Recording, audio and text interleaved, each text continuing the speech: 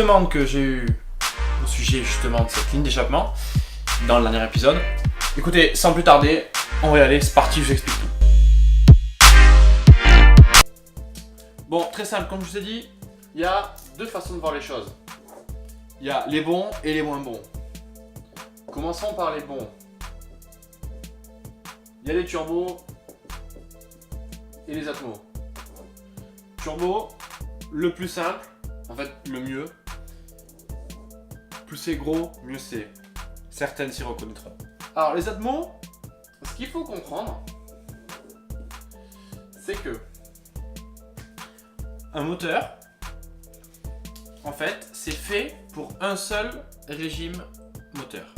C'est optimisé, si vous voulez, ça a les meilleures caractéristiques possibles pour uniquement un seul régime moteur.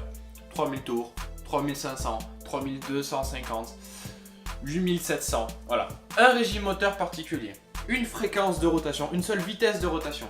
Ces caractéristiques, c'est quoi? Ça va être la taille de la chambre de combustion, ça va être la longueur du collecteur d'échappement, la longueur du collecteur d'admission, la taille du papillon, ça va être la taille des soupapes, hein, ça va être les arbres à cam aussi, la levée des arbres à cam, la durée des arbres à cam, ok, en admission d'échappement, le croisement entre l'admission et l'échappement. Le croisement, c'est combien de degrés est-ce que les soupapes d'admission restent ouvertes en même temps que les soupapes d'échappement, quand est-ce que les deux sont ouvertes en même temps, en fait, tout simplement.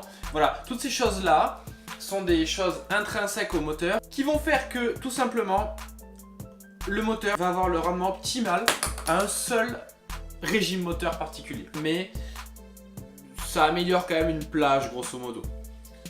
Alors, si on prend ici la puissance en chevaux, et ici, donc si on était vraiment, on marquerait P en chevaux, et ici les tours minutes.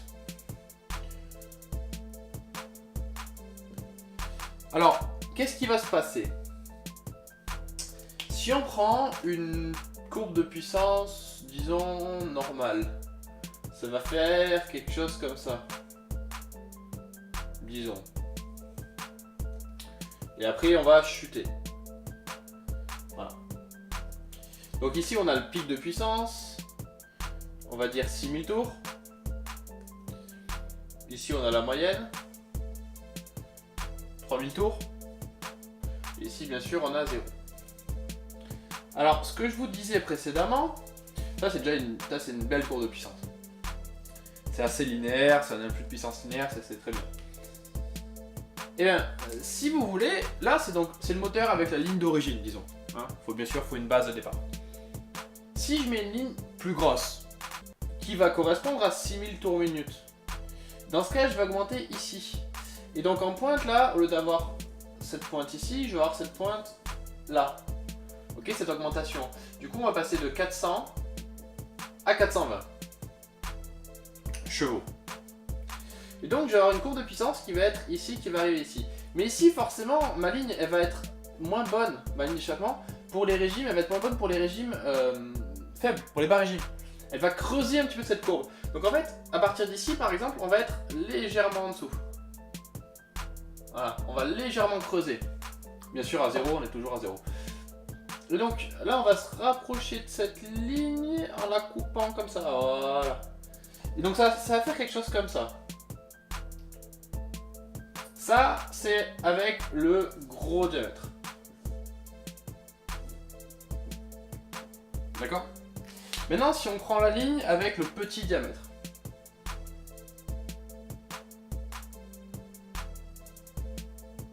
Qu'est-ce qui va se passer? En fait, on va donc favoriser ce régime-là, disons. On pourrait favoriser 1500 ou 2000 tours minute. C'est complètement débile. Mais voilà, en fonction du diamètre, on va favoriser quelque chose. Ici, on va favoriser 3000. Quelque chose quand même de cohérent et pas trop débile parce qu'on n'est pas là pour faire de la merde, hein, bordel de merde. On est là pour casser les culs et péter les Porsche. Donc, sinon vous seriez pas là en train de regarder cette putain de vidéo là. Hein, vous allez boire là en soi. Comme tout le monde, merde. Sauf que ici, à 6000 tours minute, on va plutôt creuser légèrement. Hein, on va faire l'effet inverse en fait. Et donc, on va arriver, on va croiser un petit peu cette courbe. Et ici, forcément, on va être légèrement au-dessus parce que c'est quand même mieux. Donc en fait, on va rehausser avant-après. On rehausse la courbe. Juste avant et juste après, de l'optimisation maximale. Ici, c'est pareil. De là à là, on a augmenté à chaque fois la puissance autour du régime favorisé. Ici, on favorisait 6000 tours. Ici, on favorisait 3000 tours. Et donc, on se retrouve avec une courbe de puissance comme ça, tout simplement. Ça, c'est du bleu. Et voilà, avec une courbe de puissance dans ces eaux-là. Bien sûr, la courbe de couple est proportionnelle à ça, au régime moteur près. Hein. Couple puissance sont intimement liés. En dessiner qu'une, c'est dessiner les deux. Voilà, que ce soit le couple ou la puissance. En général, on aime bien, je vous en parle quand même, on aime bien avoir, si on a ici un couple en newton-mètre, on aime bien avoir une courbe de couple assez plate, voilà, un truc comme ça. Ça c'est l'idéal, hein. Ça c'est des moteurs Porsche, bien sûr, comme d'habitude. Ça c'est les moteurs Honda qu'il y a dans les S2000, avec le VTEC, des choses comme ça, pas tous les VTEC, attention. Mais voilà, c'est des moteurs quand même très très agréables, qui sont des moteurs très réputés. Voilà, très très bons moteurs. Hein, c'est pas un moteur turbo qui va avoir une courbe de couple qui va en fait monter avec la puissance. Voilà, avec les tours minutes, pardon. Et en fait, on aura donc une courbe de puissance qui va faire comme ça. Ça, c'est ma voiture. Non, elle monte un peu plus haut quand même. Elle monte plus haut. Donc, voilà en fait tout l'aspect du réglage de la ligne. Donc, les contre-pressions, c'est bien si vous voulez ça. Mais l'idéal, c'est de ne pas avoir de contre-pression. D'ailleurs, vous regardez les dragsters qui n'ont pas de turbo. Il y en a plein qui n'ont pas de turbo. Qu'est-ce qu'ils font? Et bien en fait, ils ont des tuyaux, des collecteurs. C'est même plus des collecteurs, c'est vraiment juste des tubes de tuyaux d'échappement. Ils en ont un par cylindre. Souvent, c'est les V6, des V8, plutôt des V8. Donc, ils ont 8 tuyaux qui sortent, qui montent, qui sortent directement, qui font ça de long. Et c'est tout. Hein, si on prend le moteur ici en couple, là c'est un V8. On va avoir des tuyaux ici qui vont sortir. Voilà, c'est tout. On a les tuyaux avec les gaz qui sortent comme ça. Voilà, elle est pas belle la vie. Donc, et qu'est-ce qu'ils veulent? Ils veulent le maximum de puissance, les mecs, ils sont là. Les dragsters, c'est pour ligne droite, hein. On veut que de la puissance, là. Donc, ouais, vous allez me dire, il y a l'argument poids. Oui, c'est pas faux, ils aiment bien être légers. Mais s'il y avait un intérêt à mettre des petits tuyaux, au contraire, ça serait plus léger encore. Donc si on favorise les hauts régimes, comme font eux, parce qu'ils restent tout le temps en régime, ils ont les vitesses exprès pour, hein, la boîte de vitesse étagée comme il faut, ils vont favoriser le haut régime. Maintenant, l'idéal c'est quand même de favoriser un poids à l'avant, parce que gagner là, quand on a déjà beaucoup, mais quand on a moins là, il vaut mieux voilà, aplatir un petit peu cette courbe de puissance. Et donc j'ai peut-être oublié juste de préciser que ici du coup, je disais on était à, voilà c'est plutôt 320 disons, alors qu'ici, on serait à 300. Voilà, et ici bien sûr on est légèrement en dessous. Voilà, ça part un peu. Hein. Mais voilà, vous voyez quand même qu'il y a un petit écart. Donc, c'est juste ça. Ça va être de choisir un peu ce qu'on veut. Il y a un autre phénomène qu'il faut juste prendre en compte, c'est que... Enfin, phénomène, c'est le même phénomène, mais juste une conséquence. C'est que si vous améliorez ce truc-là, donc déjà si vous améliorez ici, vous perdez un peu là. Vous perdez moins que ça. Hein. Bien sûr, j'ai accentué la chose. Mais si on favorise les hauts régimes, on va forcément perdre en bas. Et quand le gars il va chercher le pain avec sa Clio, ou que sais-je, chercher le pain c'est bien, avant d'aller faire un tour dans les montagnes, ou n'importe où. Hein, attention, il faut les sandwichs les gars là, on a faim nous. Mais, même quand le mec il a mis sa ligne qui favorise le haut régime, il va chercher le pain avant d'aller enquiller grâce à sa ligne avec le haut régime. Il va sentir que la voiture elle manque de pêche, tu vois, dans les bas régimes. Ce qui est vrai, c'est pour ça qu'il va sentir qu'elle manque de pêche. Et il va dire putain, c'est quoi cette ligne de merde? J'ai tout perdu. Il a tout perdu en bas. Enfin, tout perdu. Il a perdu en bas. Mais putain, il a gagné en haut. Voilà. Donc après, qu'est-ce qu'on veut? On dit souvent, là je suis en train de dessiner ça, que ce qu'on veut c'est l'air sous la courbe. On veut le plus d'air sous la courbe possible. C'est-à-dire si on prend la courbe noire, ça va être toute cette air là. Et plus on a d'air sous la courbe, l'herbe c'est autre chose. Si en plus on a d'air sous la courbe, plus, donc pour ceux qui font des maths c'est de l'intégrale, hein, plus on adhère sur la courbe, plus l'intégrale est grande, plus en fait on a une puissance moyenne qui est élevée. Et donc, en général c'est plus facile à conduire et ça veut dire qu'on a de la puissance homogène un peu partout. On n'a pas quelque chose voilà, de très pointu comme j'ai dessiné là. De toute façon c'est une courbe de puissance au milieu de courbe de couple. C'est quand même assez aberrant, je sais pas qui c'est qui a dessiné ça, c'est de la merde. Donc j'espère que ça vous a aidé à voir plus clair sur les lignes d'échappement. Que faire avec votre véhicule? Voilà, moi je vous conseille encore une fois de mettre un truc un petit peu au milieu. Pas à 3000, c'est un peu trop bas honnêtement, mais mettre un poil plus haut. Après si vous allez chercher le pain tous les jours avec votre voiture et que c'est un Kangoo qui va chercher le pain, qui sert qu'à ça, si vous devez vraiment changer une ligne, déjà c'est complètement con de changer la ligne sur un Kangoo qui va chercher le pain, parce que c'est fait exprès pour.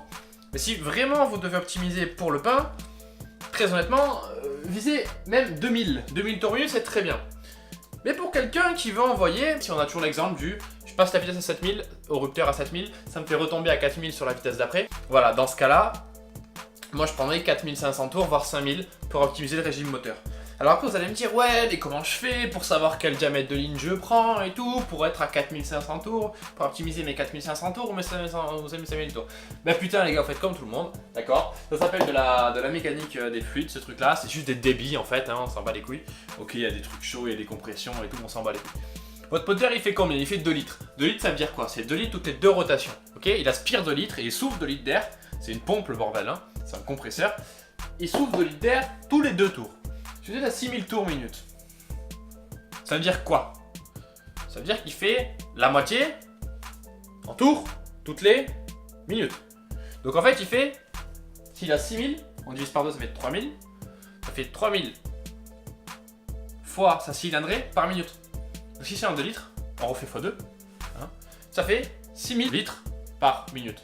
Mais pour faire plus simple, honnêtement, vous faites pas chier avec ça. Pour optimiser ces régimes, alors il y a des gens qui ont fait juste des tests directement sur des bandes de puissance. Ça permet de voir directement vraiment ce que c'est en réalité et pas juste la théorie, d'accord? Première chose.